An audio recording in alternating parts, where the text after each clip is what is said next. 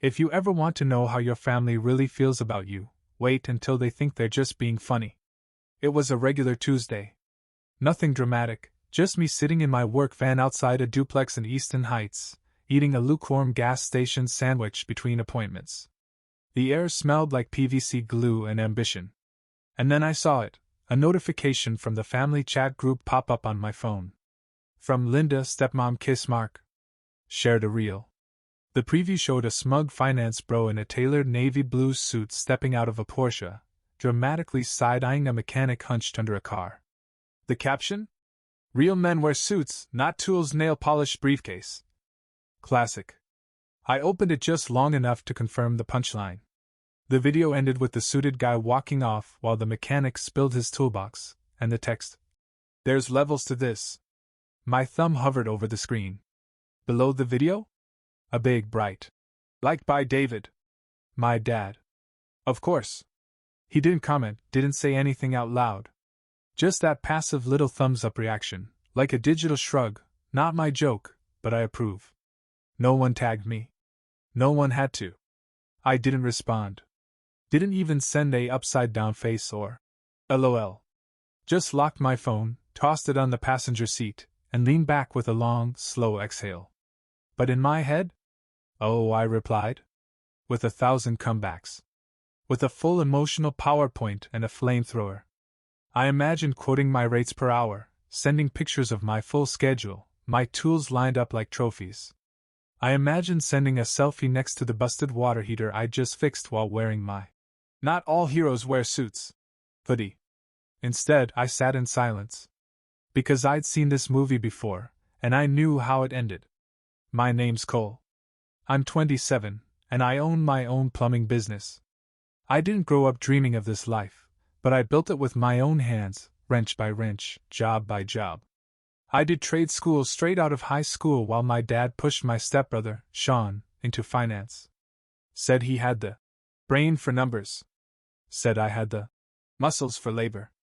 Translation? I wasn't cut out for real success. My stepmom, Linda, came into our lives when I was 14, right after my mom passed. At first, she tried to play the sweet role. Cookies, hugs, calling me champ. But over time, the mask slipped. Especially once Sean came into the picture, and suddenly I was a guest in my own house. She'd praise Sean's C-econ projects like he was launching SpaceX. But if I got grease on a doorknob after working all day, she'd make a face like I'd wiped my hands on the Constitution. Dad, he just kind of faded into her orbit. Bit by bit. Every time she'd drop a little joke about blue-collar work or ask if I was still playing plumber, he'd chuckle. Not a loud laugh, just enough to let her know she wasn't wrong. So yeah, the real? It wasn't out of character. But it hit differently this time. Because I'd worked too damn hard to let a 10-second meme undo it. I'd been up since 6:30 that morning. First job was a ruptured pipe under a daycare. I spent an hour crawling through insulation, dodging spiders the size of toddlers. Then 2 back-to-back clogs at opposite ends of town. By the time I scarfed that sandwich in the van, I was running on caffeine, fumes, and spite. But when I saw that reel, it wasn't just a joke. It was a mirror. A reminder that no matter how far I'd come, to them I was still the guy with the plunger. Still the one who got Christmas socks while Sean got an Apple Watch. Still the one who got laughed at for not going to college, even though I made more last month than Sean did all year. Still invisible. Unless they needed something. And in that moment, I realized something important. They didn't respect me. Not really. Not when I fixed their leaky roof last year. As a favor. Not when I unclogged their basement drain on Thanksgiving Day because Sean dropped a whole rotisserie chicken down the disposal. Not even when I bought my own truck, no loan, just straight up cash from years of sweating through 10-hour days. They smiled. They nodded. But they never really saw me. Not the way I see myself now. So I didn't reply. Not to the reel. Not to the laughing emoji. I just went back to work. But something in me had shifted. That was the last day I treated their group chat like it mattered. When I was 15, Linda told me I should try smiling more, because it made people less uncomfortable. She was referring to my resting mechanic face, as she called it, the look I apparently wore whenever I was thinking, breathing, or just existing near her curated version of perfection. "You're not scary, Cole," she said once. "But you look it. You should try softening up. Take a page from Sean, he's so charming." Charming! Sean could gaslight a houseplant into thinking it had depression, and somehow still get praise for being smooth. He got away with everything. Got a brand new car at 17 while I'd biked to my after-school job at the hardware store. Got his own room with a full gaming setup. I got the guest room with the creaky bed and a door that didn't fully close. He'd borrow money and forget to pay it back.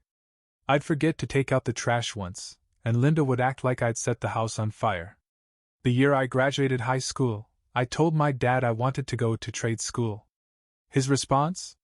"So, you're giving up?" I remember standing there in the kitchen, holding the course catalog like it was a resignation letter. My hands actually shook. I thought maybe he just misunderstood. That he didn't realize how much thought I'd put into it. That he didn't know how tired I was of pretending I cared about colleges I couldn't afford and degrees I didn't want. But he knew. He just didn't respect it. He looked at my calloused hands, from years of helping neighbors fix sprinklers, patch drywall, clean gutters, and saw a limitation. Linda, of course, jumped in. "Well, it's good he has a plan. Not everyone's built for academics." Built for academics. Like I was some off-brand Lego piece that didn't fit into their Harvard fantasy kit. Trade school wasn't glamorous. It was hot. Loud. Unforgiving. You learned fast or you got left behind. But for the first time in my life, I didn't feel stupid. I felt capable. Useful. And that feeling? That was worth more than any framed degree collecting dust in Sean's bedroom office/crypto war room. I graduated top of my class in plumbing certification and licensed up before I turned 21. By 22, I was subcontracting. By 24, I owned my own van. At 26, I turned down a salaried position at a property management firm because I was already making more on my own. And the best part? I never had to wear a damn tie. But none of that made it into our family narrative. At dinner parties, Linda would introduce me like I was one of Sean's side quests. "This is Cole. He works with his hands." Which, I'll admit, can sound impressive if you're a sculptor. Or a magician. Or a mob enforcer. But say you're a plumber? People start asking if you can. Take a quick look at the downstairs toilet. Meanwhile, Sean got full introductions. "This is my son Sean. He's in finance. Very smart. So intuitive." Sean once thought Roth IRA was a TikTok personality. But sure. Intuitive. Over time, I stopped showing up. Not out of spite. Just out of necessity. You can only sit through so many. "We're so proud of you." Speeches directed across the table before your fork starts spending in your hand. I'd get the invite texts. "Dinner at ours tonight? Family barbecue Sunday. Sean's hosting a game night, smiley face, bring snacks." But every time I thought about walking in, about shaking hands with the same people who couldn't name the company I built or the certifications I earned, I'd get this tightness in my chest. Like I was being vacuum sealed into a role I'd already outgrown. So I'd send a polite decline and go back to work. Back to tools and torque and clients who didn't care if I wore Carhartt instead of Calvin Klein. Clients who paid on time and said thank you, without a single passive-aggressive comment about hand soap. And slowly, I built a life outside the picture frame they tried to crop me out of. But I still stayed in the group chat. Because part of me, I guess, still hoped for something. A shift. An acknowledgement. Anything. Instead, I got a reel. I didn't expect applause for becoming a plumber. But I also didn't expect the running joke. Every time I saw Linda, she'd smile and ask, "Still fixing toilets?" She said it like she was asking about a rash. Concerned. But entertained. At Christmas, while Sean was showing off his trading portfolio to our uncle, aka a folder of failed crypto screenshots, I was outside helping Dad unclog the storm drain. I didn't mind. I liked working with my hands. I liked solving things. And frankly, that drain was more honest than most of my family. I came back inside wet and cold, and Linda handed me a towel with 2 fingers and said, "Try not to get grease on the couch, Cole. It's new." Sean spilled red wine on that same couch an hour later. Linda laughed. Boys will be boys. That was the last Christmas I went. After that, I kept my head down and my schedule full. I started saying no more. No to birthday dinners. No to 4th of July BBQs where I'd end up reattaching a hose line or checking the sink real quick. No to being the family handyman who got paid in burgers. And you know what? No one noticed. They still sent invites, out of habit, I guess. Still included me in the group chat. But I might as well have been a ghost in work boots. Every message was a version of, "Sean just crushed his pitch deck. Linda's tea party was a hit. Can someone bring wine to brunch?" I'd scroll silently between job sites. Mud on my boots, invoices in my pocket. Sometimes I'd reply with a thumbs up just to stay polite. But the part that stung most wasn't what they said. It was what they didn't. No. "How's your business?" No. "Need help with anything?" Not even "congrats." When I posted a photo of my second van, clean white, logo on the side, built from 3 years of saving and sweat, Linda replied with, "Cute. Sean wants to wrap his car too, what's a good price?" Wrap his car. Yeah, let me pause my client calls to be your unpaid consultant, Linda. Still, I didn't block them. Not because I liked the chat, but because I treated it like a weather app. Useful to check occasionally. Helps you know when the storm's coming.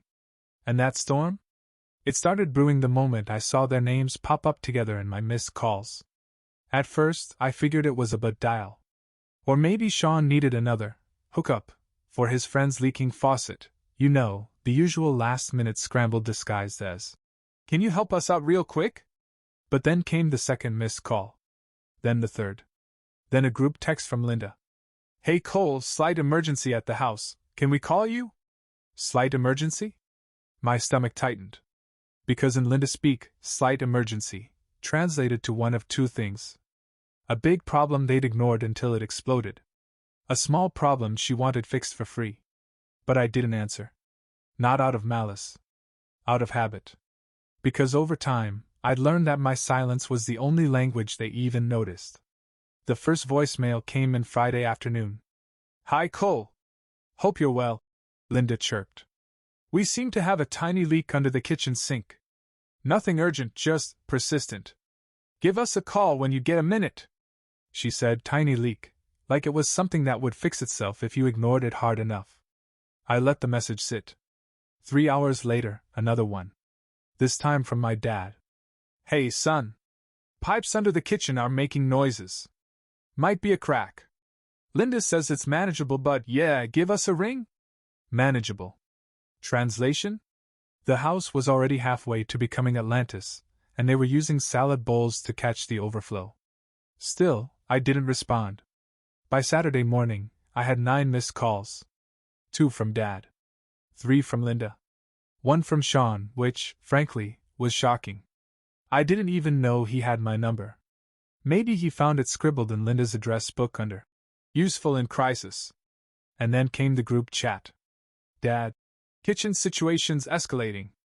Any chance you're around today?" Linda. "We tried towels, but it's still dripping.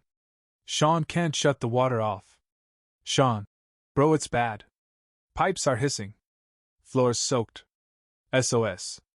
That bro was doing way too much work. I'd gone from guy who fixes toilets to bro real fast once their living room started smelling like a YMCA locker room. Now, to be clear, I wasn't enjoying their suffering. Okay, maybe a little. But I wasn't gloating. I wasn't twirling a villain mustache and cackling while their cabinets warped.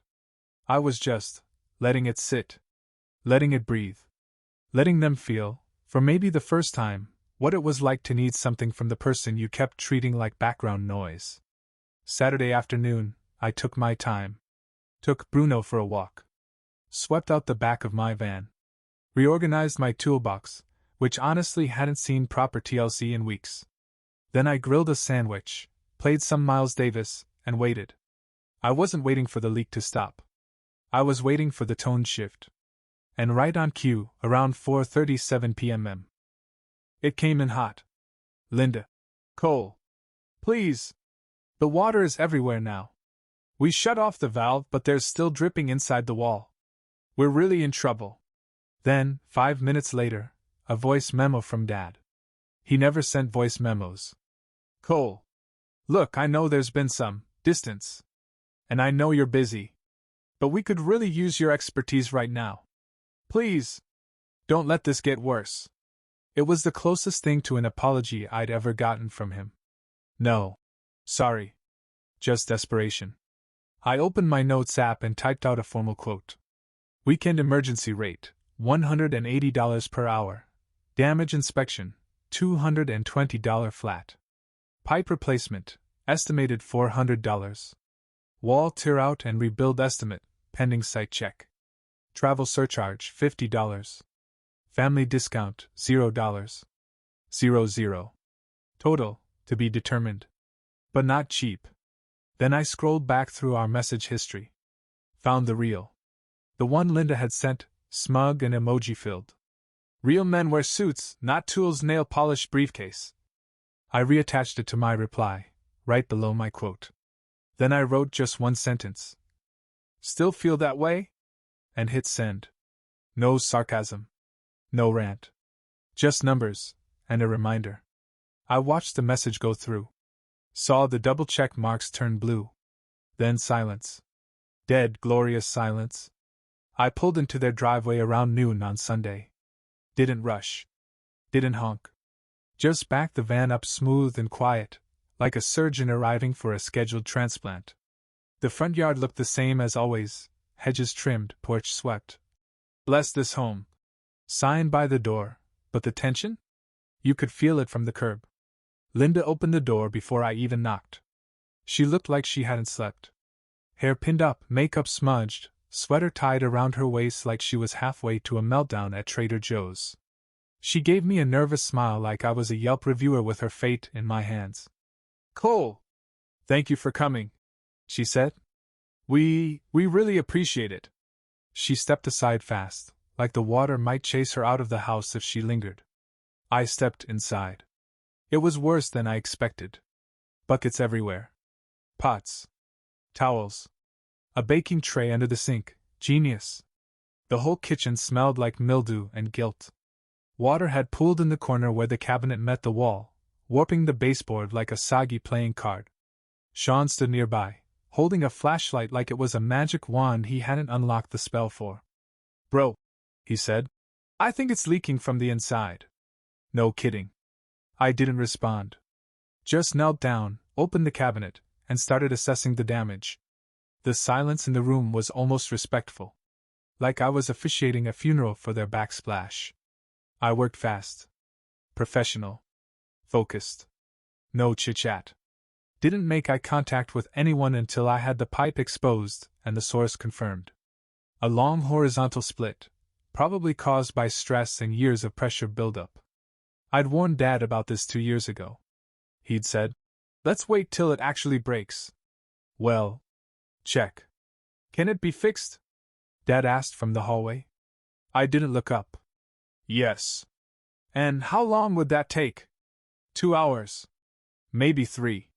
You'll need new fittings, some drywall after. The sink needs resealing. Linda nodded quickly. Of course. Do whatever you need. I stood up, wiped my hands, and turned to them. I emailed the quote already, I said. Rates are non-negotiable. Work starts after agreement. Sean looked up from his phone like I'd just spoken in Morse code. Linda blinked. Of course. Yes. Of course. Dad cleared his throat. We weren't sure if you'd invoice us. I raised an eyebrow. Wouldn't want to confuse tools with real men again. Linda actually flinched.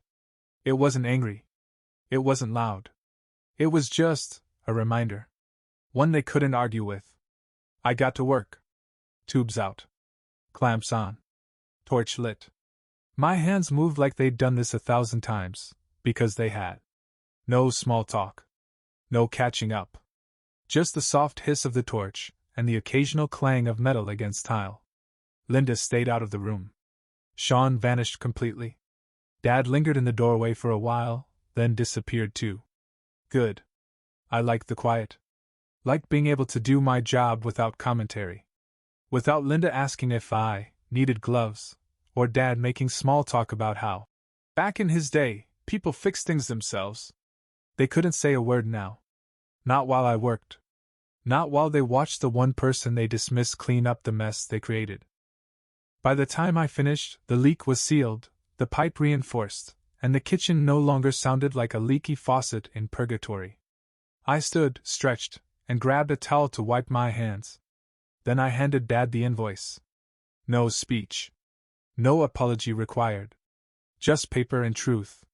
He read it, nodded once, and didn't say a word. I didn't stay for tea. Or cookies. Or awkward praise. Just packed up, stepped outside, and let the door close behind me with a quiet finality. The money came through by Monday afternoon. Wire transfer. Full amount.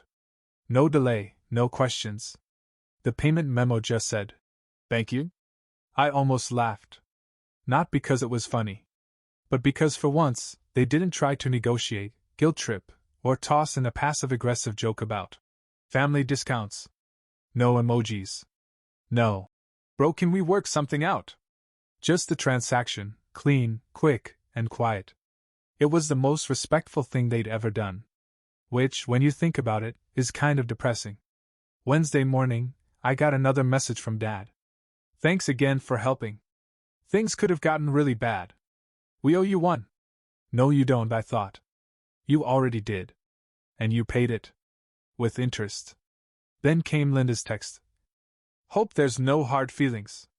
Emotions were high. "Just know we're proud of how far you've come." Proud. Now there's a word that only shows up after consequences. I didn't reply. Not because I was mad. I wasn't. I just had nothing left to say. When people show you what they think of you, over and over, it's not drama to walk away. It's maintenance. Like shutting off a valve before the pressure cracks the pipe. You don't slam the door. You just stop fixing the one they keep breaking. Later that week, I saw Linda post a picture on Facebook. The kitchen, freshly cleaned, a little pot of herbs on the windowsill. Caption: "Blessed to have family that shows up when it matters most, sparkling heart hammer and wrench." I scrolled past. No comment. No like. Just a small, dry smile. It wasn't a lie, I had shown up. Just not the way she meant. Not with hugs. Not with small talk and forgiveness. With tools. With labor. With a price. The next time they invited me over, Sunday dinner, Sean's birthday, I declined. Politely. Said I had a job. Which was technically true. I was fixing a laundry room valve for a retired couple who'd made me lemon bars last time I was there. I preferred that. Preferred people who respected time, effort, and expertise, not just when it was convenient, but always. People who didn't need to be reminded that real work doesn't come with a necktie. That weekend I bought myself a new set of Milwaukee Impact drivers. Top-tier gear. Something I'd been eyeing for a while but always put off, telling myself I didn't need it just yet. But now it felt earned. I took them out of the box one by one, lined them up in the toolbox, and ran my hand along the handles. And for the first time in a long time, I realized I didn't care if they ever apologized. Because I wasn't waiting anymore. I wasn't the background character in Sean's LinkedIn journey or Linda's domestic stories. I was the guy who showed up when the pipes burst. Who named his price and got it. Not because I was petty. Because I was done. The shop was quiet when he walked in. No fanfare. No. "Hey, it's me." Just the soft jingle of the bell above the door, and the smell of metal polish and PVC glue in the air. I looked up from restocking fittings and froze. It was my dad. Same beige khakis. Same tucked-in polo shirt like he was halfway to a golf course. The last time he visited anything of mine uninvited was never. "Hey," he said. I didn't say anything at first. Just set the copper elbows down and wiped my hands on a rag. "Didn't know you knew where this place was," I said. He gave a half laugh like he knew I wasn't joking. "Linda looked it up." Of course she did. He walked slowly through the front of the shop like it was a museum exhibit, studying everything like it had sprouted overnight. "You've really built something," he said. I nodded. "That's the idea." He paused near the workbench, where my tools were lined up clean. "There's a rhythm to a well-run shop, like a kitchen, but louder and less breakable. Everything in my space had a place. A reason. Something I never felt growing up in that house." Dad reached down and tapped a torque wrench like he was testing it for a heartbeat. "This is impressive, Cole." I waited. Let the silence sit. Then he cleared his throat. "I wanted to say thank you. For the kitchen. For showing up when it mattered. You didn't have to." "No, I didn't," I said. He looked at me for a second, really looked. Like it just registered that I hadn't dodged him. I just didn't owe him the warmth he expected. "You didn't respond to my message," he added. "I read it." He nodded like that counted for something. Then, "Linda meant it too.